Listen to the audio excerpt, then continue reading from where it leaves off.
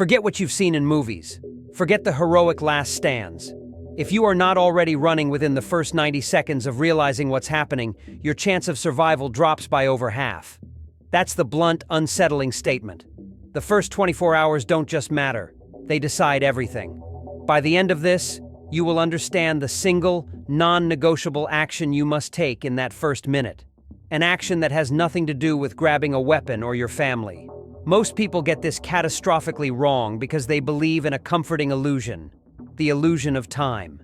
Here's the operational reality. You are not in a movie. There is no swelling music to warn you. The start of a genuine zombie apocalypse will be a series of small, confusing, and deniable reports. You'll see it on your phone, maybe. A local news alert about riots, a blurry video from a city a few hours away shared on social media, people screaming, something about attackers on drugs. Your first instinct, the instinct of every reasonable person, will be to rationalize it. A chemical spill, a terror attack, gang violence. This rationalization is your first and most lethal trap. You will want to wait for confirmation. You will tell yourself the authorities have it under control. You will check another news source. This is where most people die. They die at their desks, in their living rooms, refreshing their feeds, waiting for someone in a position of authority to tell them what to do. That command is never coming. Let's dismantle the comforting illusion. You think you have time because outbreaks seem to spread slowly in the news. This is false. The news reports the official containment narrative long after it has failed. The viral video you see is from 3 hours ago. By the time it's trending, the interstate exits near that city are already log-jammed with abandoned cars. The infection isn't moving at walking speed. It's moving at car crash speed. It hitches rides in fleeing vehicles. It arrives in your town not as a shambling horde on the horizon, but as a single sedan swerving through a red light, its driver bleeding from a bite on his neck, crashing into a gas station. This is the concrete failure example. An ordinary person, let's call him Mark, sees the early reports. He decides to prepare. He goes to the garage to check his camping gear. He texts his wife to stop at the store for extra water. He feels proactive. He is, in fact, already dead. He just doesn't know it yet, because while he was sorting nylon rope, the infection crossed 3 county lines via a school bus that crashed. The problem is no longer over there. It is in the drainage ditch behind the local elementary school. So here is your irreversible point for part 1. The moment you entertain the possibility that it might be zombies, not when you're sure, when you entertain the possibility, is the moment your old life ends. The clock starts. Your next action cannot be gathering information. It must be movement. But not where you think. Next, this gets worse because we have to talk about the one place you absolutely cannot go, the place 90% of people will instinctively run toward. It's the place you feel safest, and it will become a death trap. Your home, your fortress, the place with your food, your walls, your familiar floor plan.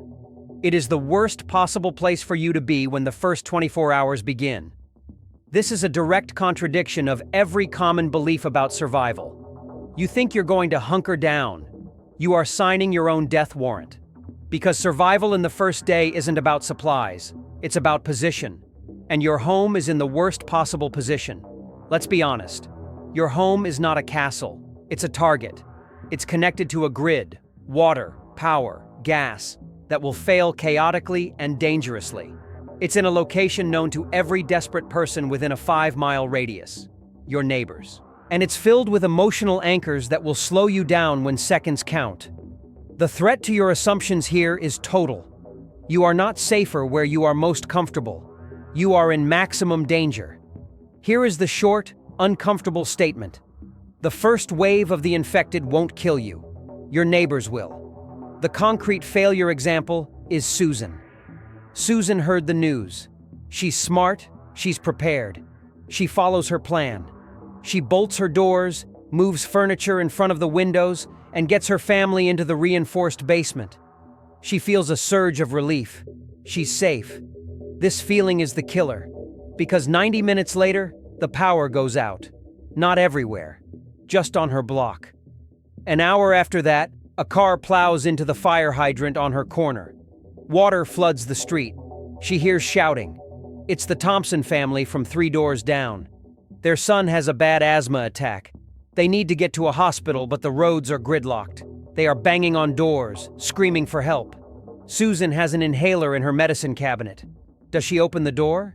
This is the first of many forced choices between two bad options. Help them and expose your family to whatever is outside, or listen to a child struggle to breathe on your porch. Most people, being decent, will crack the door. That's all it takes. The Thompsons aren't infected. They're just desperate. But they are a doorway. Their panic is a vector. This is where it becomes irreversible. The moment you commit to defending your home, you chain yourself to a fixed location in a fluid disaster. You are now playing a game of siege, and you have no walls, no moat, and no idea how many besiegers are coming. The irreversible point of part 2 is the first time you use a piece of furniture to barricade a door. That action psychologically locks you in. You have traded mobility, your single greatest asset in the first 24 hours, for the illusion of a stand. It's a bad trade. So if not home, where? That's the wrong question right now. The right question is, where is the flow going? Panic has a current. People will move in predictable, stupid waves. First, to hospitals and police stations. Then, to supermarkets. Then, out of the city on the major highways. Your job is not to go to a place. Your job is to get out of the flow. You need perpendicular movement. This is the quotable line for a short. Your house isn't a shelter. It's a landmark for everyone who knows you. Next, this gets worse because we have to talk about the single most dangerous object you will be tempted to use in those first few hours. It's not a weapon. It's sitting in your driveway or parked on the street. Your car. And using it at the wrong moment is a guaranteed way to find yourself trapped in a metal coffin. Your car is a coffin on wheels. That's the blunt statement. In the first 3 to 6 hours, the road network is the most lethal place you can be. This contradicts every instinct you have. The car equals escape. The car equals speed. The car equals safety. All of those equations flip within the first hour of widespread panic. The road becomes a static, snarled trap. And inside your vehicle, you are a visible, frustrated, and stationary target. Think operationally. What happens when 10,000 people in your zip code have the exact same idea at the exact same time? They all get in their cars. They all try to use the same 3 roads out of town. The math doesn't work. A single accident, a fender bender caused by panic braking, blocks a lane. Within 5 minutes, that lane is full. Within 10, people are trying to use the shoulder. Within 20, every route is a parking lot. You are now stuck. Your tank is 3/4 full. The sun is beating down. You have a bottle of warm water in the cup holder. And you are surrounded by hundreds of other people in the same metal cages, their engines overheating, their panic turning to rage and desperation. This is the concrete failure example. The family sedan on Interstate 5. They had a go bag. They were ahead of the curve. They left 30 minutes after the first major alert. They are now boxed in between a moving van and a jackknife tractor trailer. They can see the exit ramp. It's 300 yards away. It might as well be on the moon. They are stuck for the next 8 hours. As dusk falls, they see people moving between the cars up ahead, not helping, looking in windows. Here is the irreversible point for part 3. The moment you turn the key and point your car toward a major highway or arterial road, you have entered the trap. You have voluntarily given up control of your movement and surrendered to the chaos of the herd. After this, extracting yourself from that metal box and continuing on foot is a logistical and psychological nightmare. You will abandon supplies. You will be exposed. You will have to leave the relative shelter of your vehicle to walk past dozens of other stranded, terrified people. The decision to go from driver to pedestrian is a massive, dangerous threshold that most people will put off until it's too late, until the car doors are being rocked by hungry hands. So when do you use the car? You use it for the first, brutal, short-range move only. Its sole purpose is to get you from your home, which you are leaving immediately, as we established, to a secondary location that is not your final destination. This location is a staging point. Think of it as a leapfrog maneuver. You drive 5 miles, not 50. You go across the predicted lines of panic, not with them. You aim for a place with multiple exit routes on foot, a large park, an industrial warehouse district, the back of a big box store lot. Somewhere you can abandon the car without it becoming your tomb. Someplace where you can observe the flow of traffic without being in it. This is where most people die in their cars. They die of dehydration waiting for traffic to move. They die because they get into a road rage altercation with another panicked driver. They die because they run out of gas with the doors locked and something finds them there.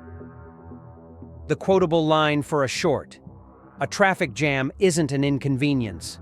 It's a mass grave that hasn't been filled yet. Let's dismantle another comforting illusion: the off-road vehicle. Your 444 does not drive over other cars. It gets stuck in the same gridlock. Its large profile makes it a more appealing target.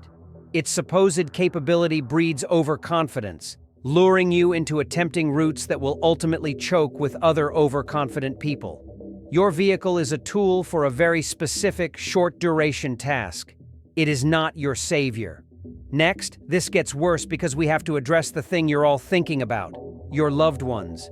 The plan falls apart here for most people. Your instinct is to gather your family. That instinct will get all of you killed if you follow it in the wrong order. We have to talk about the gathering protocol and why "I have to find my kids" is a death sentence if you say it before you do one other, seemingly cold-hearted thing. I have to find my kids, or your spouse, or your parents. This is the most powerful, most human instinct. And if you act on it first, it will create a cascade of failure that dooms the very people you're trying to save. This sounds monstrous. Let's be honest, it feels monstrous to even think about. But we are optimizing for survival, not sentiment. The cold logic is this: you cannot rescue anyone if you are dead, delayed, or trapped. Your first move is not toward them. It is toward capability. Here is the uncomfortable short statement. In the first hour, you are useless to your family.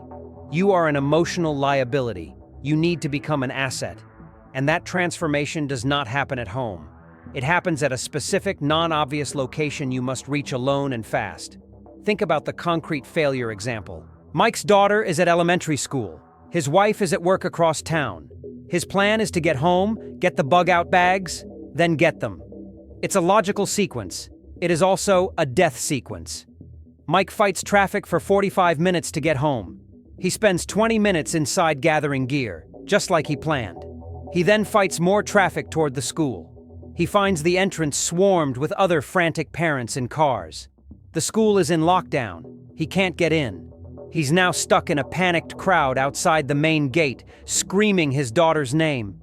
He has become part of the problem, another desperate body blocking the very officials who might be trying to evacuate the children. He is in no position to help. He has no leverage, no clear information, and he's trapped his vehicle in a mob. He has followed his heart and failed. So what's the alternative? It feels like a betrayal. The irreversible point of part 4 is this: the moment you decide your first physical movement is toward a person, rather than toward a position of advantage, you have doomed the mission. You must first get to a place that gives you 3 things: sight, silence, and a choice of paths. This is your staging point. From there, you can think. From there, you can use your phone one last time before the networks fail, not for emotional reassurance, but for tactical coordination. This is where you force a mental choice between 2 bad options. Option A: you go directly to your child's school now, adding to the chaos, likely getting pinned down, with no supplies and no escape route. Option B: you spend 30 critical minutes securing a vehicle not your own, supplies you know the location of, and a route out of the area, then move toward the school with the means to actually extract your child. Option B feels like a 30-minute abandonment, but it is the only option that offers a chance of success. The person who arrives late with a working car, a crowbar, and a clear road behind them is a rescuer.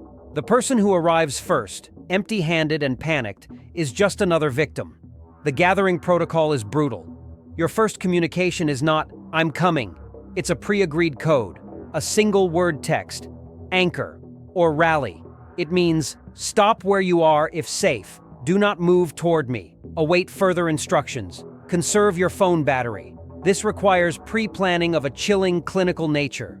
You must have a designated, unlikely rally point for each family member. Not home, not school. For a child, it might be the specific bench behind the public library, not the main entrance. For a spouse, it might be the maintenance shed at the back of the city park. Ordinary, boring, unremarkable places no one else will flock to. This is the quotable line for a short. Love is a liability in the first hour. You have to become a tool first, a person second. Let's dismantle the comforting illusion of the phone. You think you'll be on the phone coordinating in real time. The networks will be overloaded or shut down within the first 2 to 3 hours. Your final texts may not deliver. Your last call will be cut off. You are planning for a blackout. Your plan must assume zero communication. That's why the rally points are non-negotiable. That's why moving to your own vantage point first is critical, so you can see if they made it to their point, and so you can get to them without needing to call. Next, this gets worse because we have to talk about the supplies you actually need, not the 50-pound backpack of gear you fantasized about. A different, lighter, harder set of items. And the first thing you grab isn't a weapon or water. It's from your laundry room. And it's going to save your life more than any knife. Forget the tactical backpack. Forget the prepper checklist. The single most important item you will grab in the first 10 minutes is not a weapon. It's not a first aid kit. It's a pair of heavy-duty, leather-palmed work gloves. The kind you'd use for gardening or moving furniture. This is the operational detail that sounds trivial until you're trying to climb over a chain-link fence topped with razor wire, or pull yourself through a broken window, or move a fallen branch from a path. Your hands are your primary tools. A single deep cut on your palm in the first few hours is a debilitating, potentially fatal liability. It reduces your grip. It's a vector for infection in a world where antibiotics are about to become folklore, and it leaves a blood trail. The gloves are a force multiplier. Put them on the moment you decide to move, and do not take them off. Now let's dismantle the comforting illusion of the bug-out bag. You have one. It's by the door. It's packed for a weekend camping trip. It's 35 pounds of stuff that makes you feel prepared. It is, in the first 24 hours, an anchor. You are not going camping. You are fleeing a burning building. The concrete failure example is David. David grabs his beautiful mala-covered bag. He shoulders it. It has everything: a tent, a sleeping bag, a portable stove, a hatchet, MREs. He feels like a survivor. He tries to jog to his car. The bag slams against his back with every step. He gets winded in 2 blocks. He encounters a fence he needs to climb. The bag throws off his balance. He struggles over, tearing his jacket. He is already sweating, dehydrating, and slowing down. He is a slow, heavily laden target. His comprehensive kit has made him vulnerable. Your loadout for the first 24 hours must follow the rule of mobility over sustainment. You are not solving for living in the woods. You are solving for moving fast and unseen for one day. Your pack should weigh no more than 10-15 pounds, and it should be a normal, worn-looking backpack, not tactical gear that marks you as a target. Here's what's actually in it. In order of importance: water. Not a heavy Nalgene bottle, a collapsible bladder, or a few plastic water bottles. You can refill from sources you'd never normally drink from. We'll get to that ugly reality later. Footwear. A pair of running shoes or hiking socks rolled up. If you're in dress shoes or heels, your first stop is a quiet alley to change. Blisters are a showstopper, a multi-tool, not a giant knife. A small Leatherman-type tool with pliers, a screwdriver, and a sharp blade. It's for solving mechanical problems, not fighting. Duct tape, a small roll. For repairs, for makeshift seals, for 100 unpredictable things. A headlamp with fresh batteries. Your hands must be free at night. A physical map of your county and a compass. Phones die. GPS fails. A compact pry bar or crowbar. This is your key to doors, your wedge, your lever. It is infinitely more useful than a gun in the first day. A few high-calorie, non-perishable snacks. A small personal first aid kit. Tourniquet, gauze, medical tape. Nothing elaborate. Notice what's missing? A gun, a change of clothes, a tent, a book, a radio. You are moving, not hunkering. The irreversible point of Part 5 is the moment you shoulder a pack over 20 pounds. You have chosen to carry your own prison. You are now slower, noisier, and more tired than the empty-handed threats around you. After this, ditching the pack in a moment of panic becomes a psychological defeat you might not recover from. This is where most people die, weighed down by their own preparation. They brought everything they thought they'd need for the long term, and it killed them in the short term. The quotable line for a short, "Your bug-out bag is just a coffin you packed yourself." Next, this gets worse because we have to talk about the #1 cause of death in the first 24 hours. It's not zombies, it's not starvation, it's other people who look just like you, who are making the exact same mistakes you are, and whose panic is about to reach a violent, contagious boiling point. We have to talk about the herd. The greatest threat you face is not the infected. It is the uninfected herd. This is a direct contradiction to the movie narrative. The zombies are a force of nature, a predictable hazard. The panicked, desperate, still human crowd is a chaotic, intelligent, and exponentially more dangerous predator. Their fear has a short fuse, and in the first 6 to 12 hours, that fuse burns down. Think operationally. A group of scared people is a fluid. It moves with a collective mind. It seeks the path of least resistance, open streets, lit buildings, the sound of authority. But when it meets an obstacle, a locked door, a blocked bridge, the sound of gunfire, it compresses. Pressure builds, and then it splinters. This is where the violence begins. Not from some evil mastermind, but from simple physics. A splinter herd is a group of 5, 10, 20 people who have broken off from the main flow. They are disoriented, adrenalized, and have just witnessed the social contract evaporate. They are looking for an edge, for safety, for a scapegoat. And you, alone or with your small group, look like an edge to them. Here is the concrete failure example. Maria has made it to her staging point, a small office park on the edge of town. It's quiet. She's waiting for her husband's signal. She sees a group of about 8 people coming down the street. They look normal, just families, a couple of guys in jackets. They look relieved to see her. "Hey, do you know what's going on? Are the cops coming?" they call out. Maria's instinct, as a decent person, is to engage, to share information, to maybe form a group. This instinct is fatal. The moment she opens her mouth to answer, she becomes a node. She has acknowledged them. Now, they will gravitate toward her. They will ask what she's doing there. They will see her pack. They will ask for water, for help. Their need is bottomless. Her resources are finite. The request will become a demand. The demand will become a threat. It happens not with a snarl, but with a desperate, pleading intensity that is far harder to refuse. Maria is now trapped in a negotiation she cannot win. This is where most people die in a group. They die because they couldn't say no to a crying child who wasn't theirs. They die because they hesitated when a desperate man asked for their crowbar. They die from kindness. The short, uncomfortable statement, "In the first day, every human voice is a threat. Every eye contact is a risk. Your goal is to be a ghost, not a threat, not a savior. A moving shadow. This means changing how you move. You don't walk down the middle of the street. You move along building lines, in alleys, through backyards. You pause at every corner and listen not for moans, but for the sound of arguing voices, of things breaking, of running feet.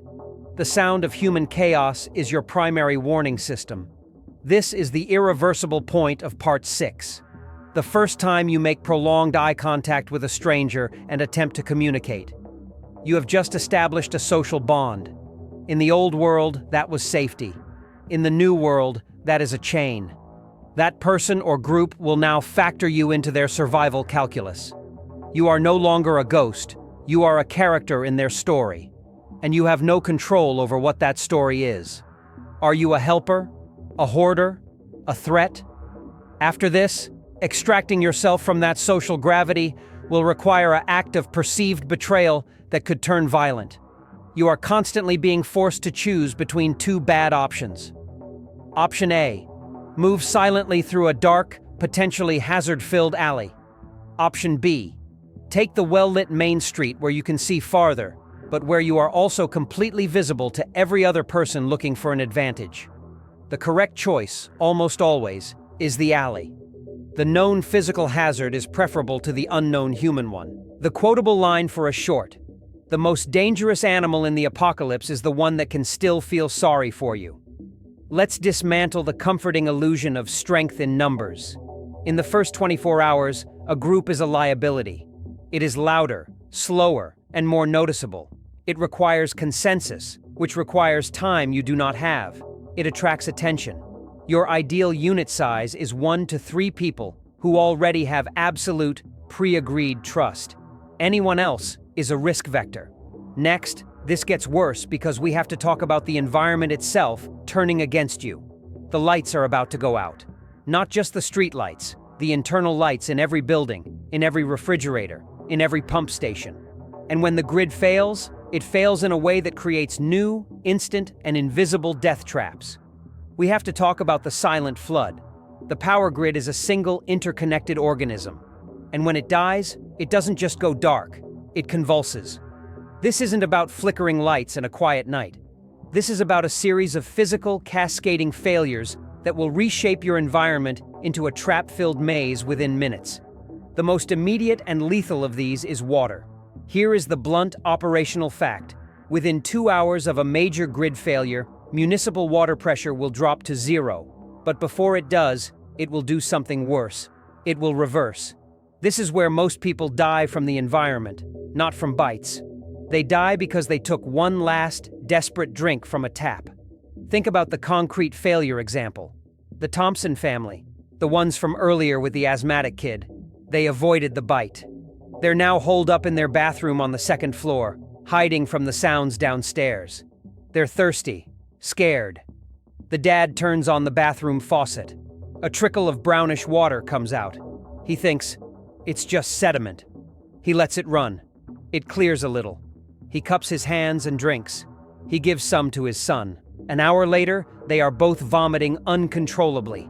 They have contracted cholera, dysentery, or chemical poisoning from a backflow event they cannot comprehend. They are now weak, dehydrating from both ends, and making noise. They have been poisoned by the very symbol of civilization, the running tap. What happened? The water treatment plants lost power. The pumps stopped. The clean, pressurized water in the pipes drained down toward the lowest points in the city. What replaced it was a vacuum that sucked back whatever was in the connected pipes of thousands of homes, businesses, and hospitals. Sewage, chemical runoff, stagnant biofilm, industrial contaminants. That toxic slurry is now in the pipes. When the dad turned on the tap, he wasn't getting the last of the clean water. He was getting the first of the poison. The irreversible point of Part 7 is the moment you hear the low groan of your home's water heater cooling down after the power cut. That sound is the confirmation. The pressurized, safe water system is dead. After this, any water that comes from a tap, a toilet tank, the bowl, not the tank, or a connected appliance, is a biological weapon. Your relationship with hydration just became a brutal, hourly struggle. So where do you get water? From disconnected sources. The water in your toilet's upper tank, if you haven't used chemical cleaners, is generally safe. It's just inlet water.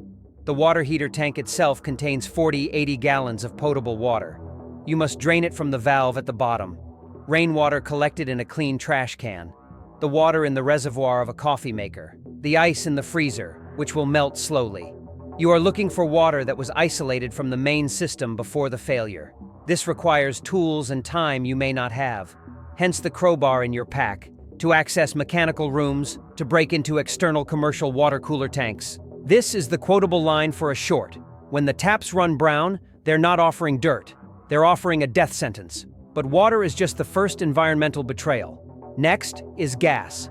Natural gas lines remain pressurized. A downed power line ignites a leak. A car crashes into a meter. An hour after the blackout, you'll start hearing the explosions. Not big, cinematic fireballs. Distant, low whumps that shake windows. Then, the fires start. With no water pressure, they spread unchecked. The wind carries the smoke. Your visibility drops. Your ability to breathe is compromised. You are now navigating a toxic, burning landscape where one wrong turn into a smoke-filled street can disorient you until you collapse. Let's dismantle the comforting illusion of sheltering in place with your supplies. Your home is now a gas-filled, waterless, dark box that is either a beacon for the desperate if you have lights, or a pitch-black death trap if you don't. The environment itself is evicting you. Next, this gets worse because we have to address the one sense you rely on more than any other. The sense that will now lie to you constantly. Your hearing. When the machines stop, the world gets very, very loud in ways you cannot anticipate. And sorting the crucial sound from the deadly one is a skill you have minutes to learn. When the constant hum of civilization stops, the HVAC, the fridge, the distant traffic, the silence is not silent. It's a canvas for new, terrifying sounds. Your hearing, which you've relied on subconsciously your whole life, becomes your primary sensor. And in the first 24 hours, it will feed you nothing but panic and misinformation if you don't know how to filter it. This is where most people freeze or run headlong into danger because they misinterpret a sound. Let's categorize the lethal soundtrack of Hour 12. First, the ambient deceptions. These are the constant, non-threatening sounds that will fray your nerves and mask real threats. The wind blowing through broken windows, creating low moans. Loose siding or sign panels banging in the breeze with a rhythmic footstep-like clack, clack, clack. Dogs barking endlessly from backyards, a sound of distress that blends into the background until it suddenly stops, which is far more frightening. Your brain will try to turn these into patterns, into signals.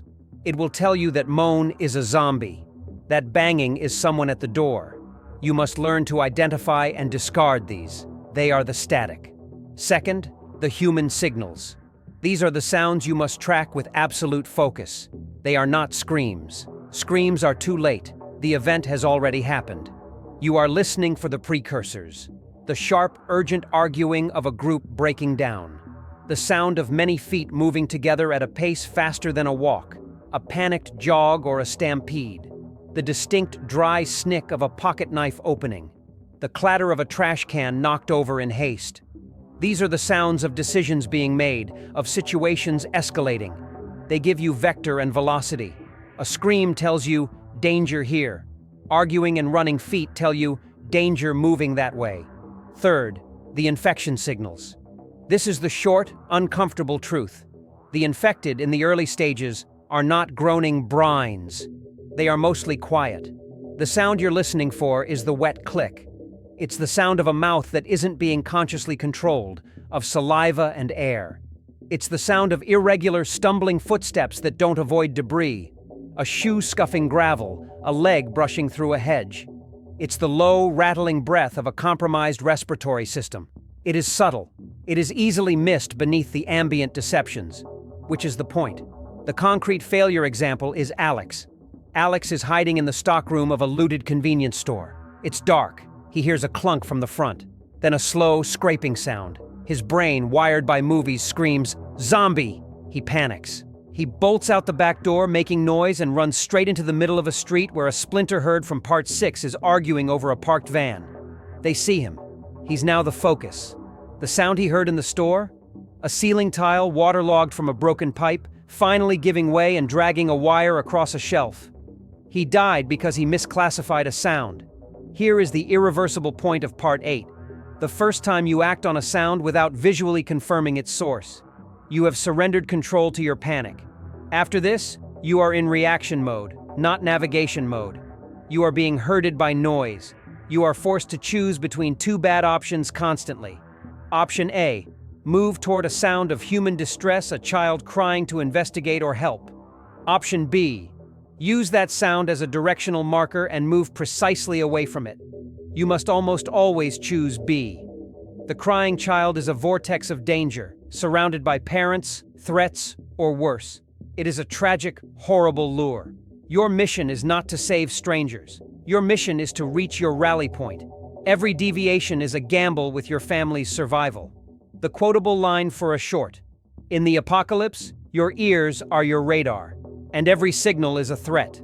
Let's dismantle the comforting illusion of trusting your gut. Your gut is flooded with adrenaline. It will tell you every shadow is a monster, every silence is a trap. You cannot trust it.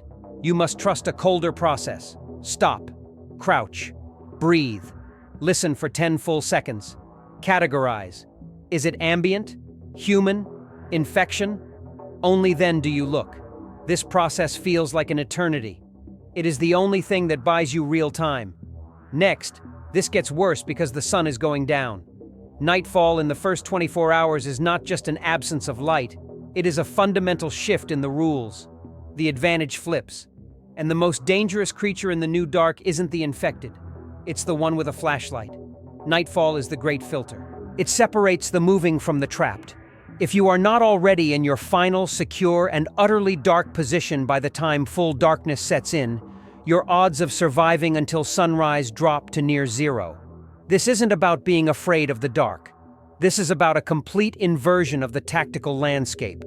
During the day, light was your friend, letting you see threats.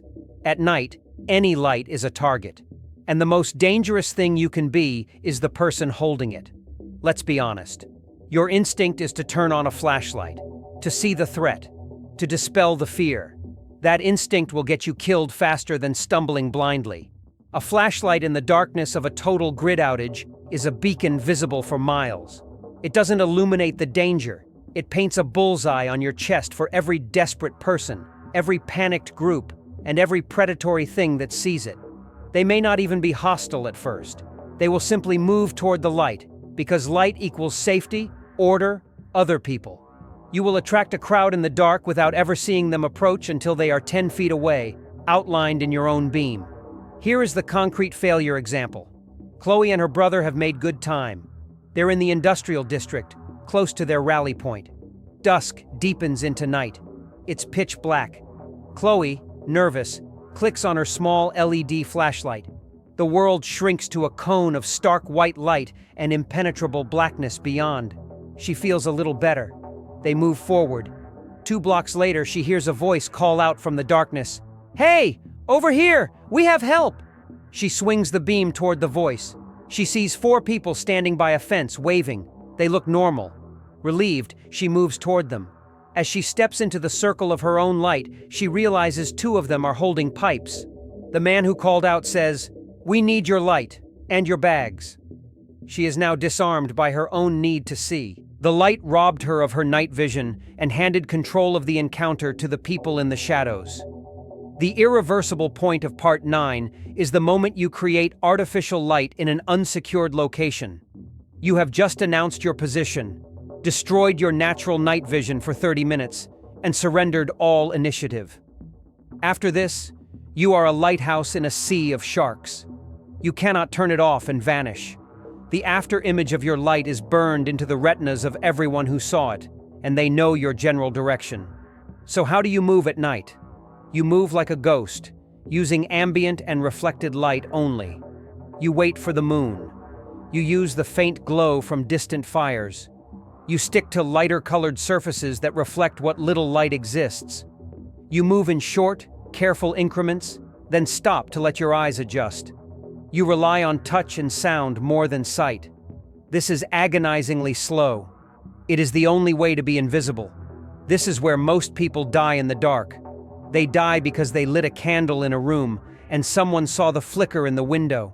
They die because they used their phone's screen to check a map and the glow lit up their face. They die because they thought the darkness was their enemy, when it is, for the first night, their only friend. You are now forced to choose between 2 unbearable options. Option A: continue moving through utter blackness, risking falls, noise, and getting completely lost.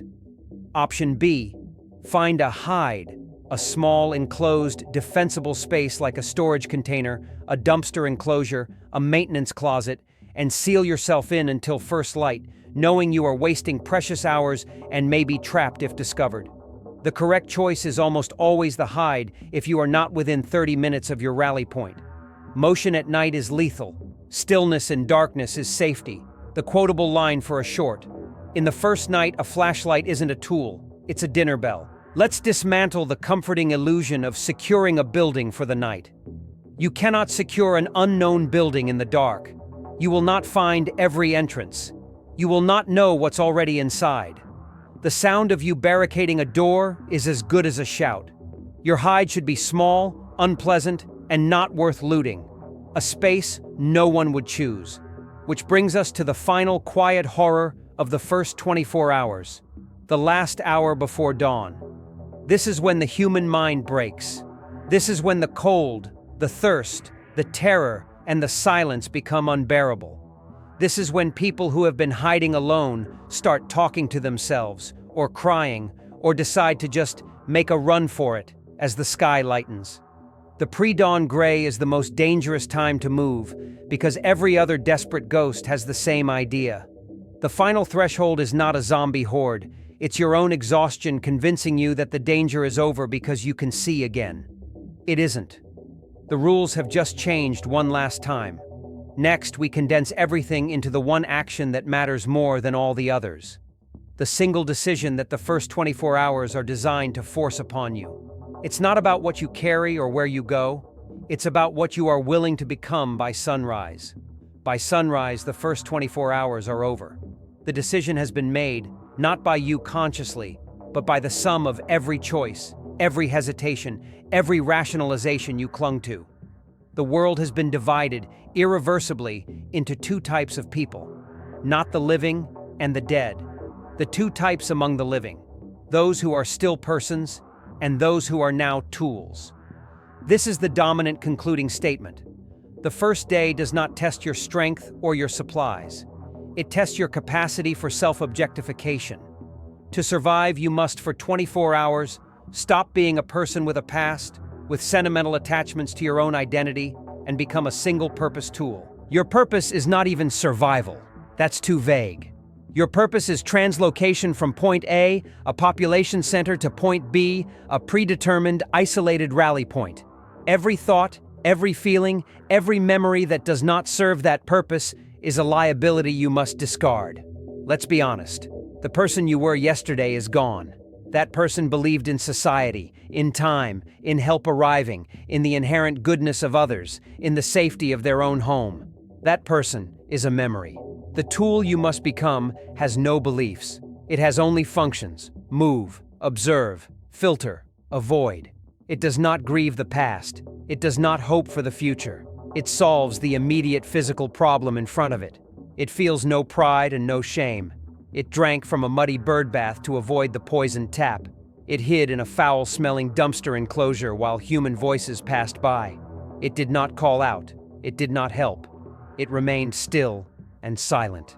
The tool survived. The person would have died. This is the quiet, direct appeal to you, the viewer.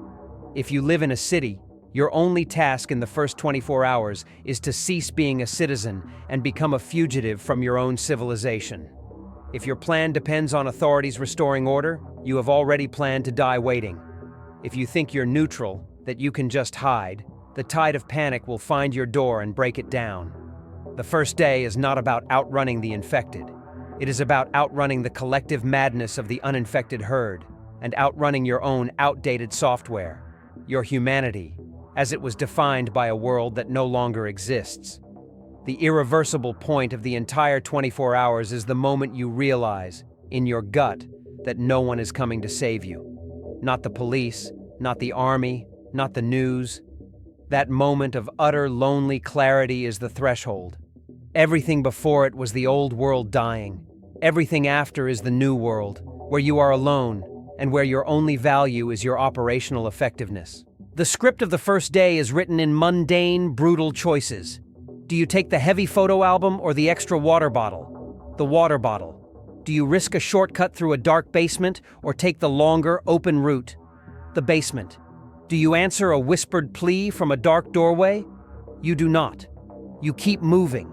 You become a tool, and in doing so, you preserve the one thing that might later become a person again, the raw biological potential of your life. You are not surviving for today. You are preserving the spark for whatever comes after the decision. The first 24 hours decide everything because they force this evolution upon you. Evolve or be culled.